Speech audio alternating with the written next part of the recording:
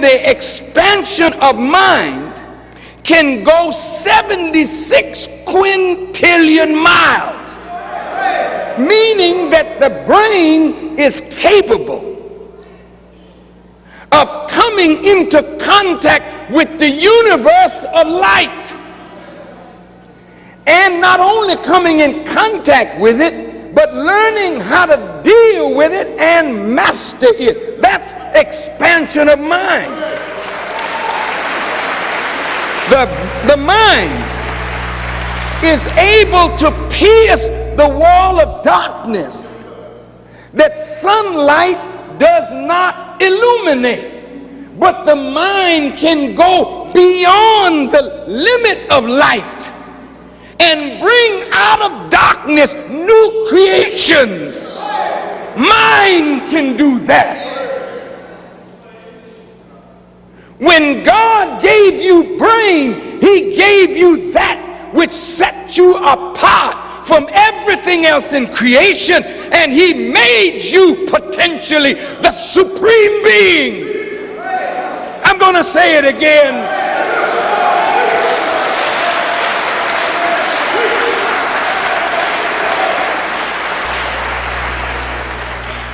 What did he make you? Potentially the supreme being. What does being mean? Being means that which exists. That which exists is that which takes up space, has weight, and is considered matter. It exists. It has being. Supreme means the highest, most exalted existence. Is there anything in creation more exalted than human beings? Come on. Can you find something in the animal kingdom higher than you? Can you find something in the material creation higher than you? There's only one being higher than all, and that is the supreme of the supremes. He's called God by some, or Allah by others, or Yahweh or Jehovah by others, but he's the supreme existence. But you are made, according to the Bible, in his image and after his likeness. So you are the supreme beings under God's supremacy. That's your potential. Now you got the potential to be the highest. My brother and sister, we also have the potential to be as low down as a viper. Because the snake can't think. It does the actions of a snake because that's the nature in which it's created. But you can think. And if you plot and plan devious, crooked, scheming things to deprive somebody else of what is lawfully theirs, then your mind is operating like the mind of a snake. Do you understand what I'm saying? When you see your brother or sister with a fine car and you wait at the gas station with a 9mm, and your objective is the minute they step out of the car to get the gas, you put the gun to the head, and if they resist, shoot them and take their car. That's not supreme existence. That's a human being who has degenerated to the life of a beast, because you're stalking another human being like a lion would stalk its prey. You understand what I'm saying? And when your prey is unsuspecting, you pounce on them. You are not living up to your human potential, you have become a beast in human form. Now, brothers,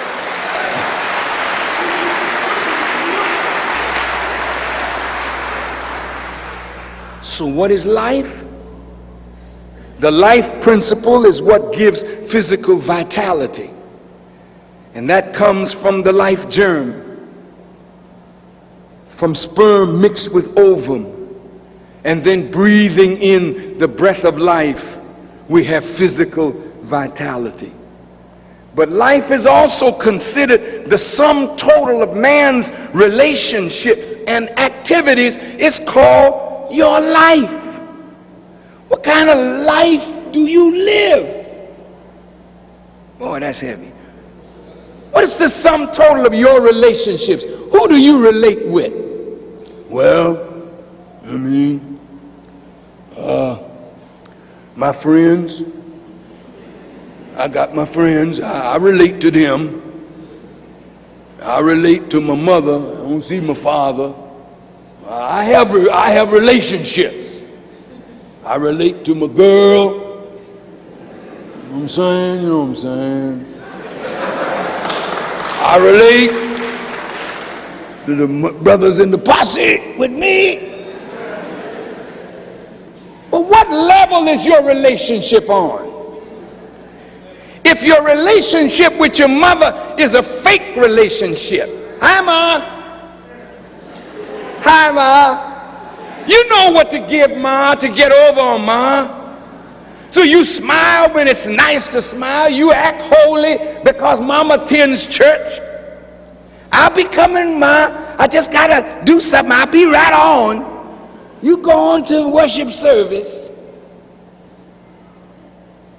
and the minute her back is turned, you're into your madness. You don't really have a relationship with your mother. You don't have a relationship with your father. You're not relating. It's a clash. And when you're clashing with your mother, that's not a relationship. When you're clashing with your father, that's not a relationship, because to relate to somebody means that there's a relative proximity of spirit and mind and touching and sensitivity and feeling. But when there's a break in the relationship, stress and strain in the relationship, then that relationship don't have life in it. You understand what I'm saying? Some of us married, but we don't have life in the relationship. We go to school, but there's no life in the relationship between student and teacher.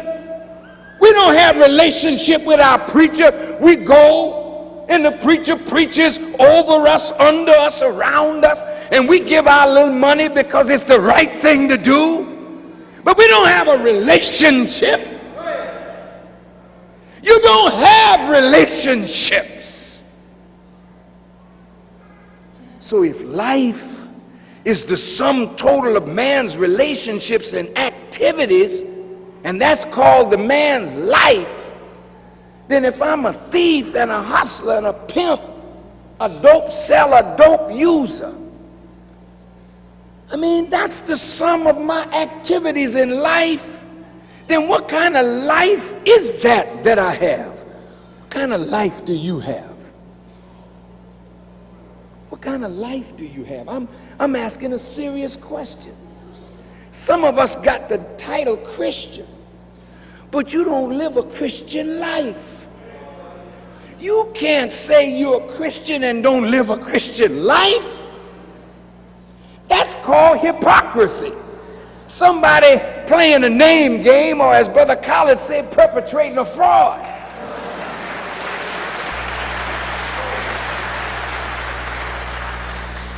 You say, I'm a Muslim, but don't live a Muslim life, then who are you fooling? Well, you see, I was born in Islam. Hey, wait a minute. Malcolm used to say, a cat can give birth to kittens in an oven. That doesn't make them biscuits.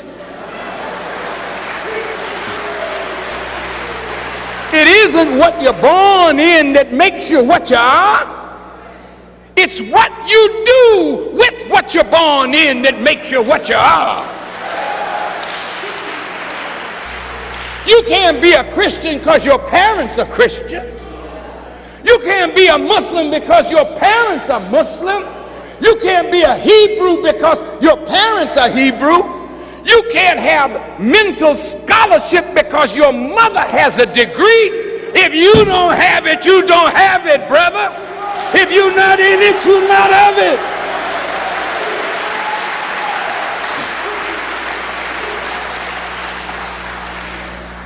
Some of us as Christians and Muslims, we rear our children. We quote a Bible verse, a Quranic verse. We say prayers and we tell our children, pray with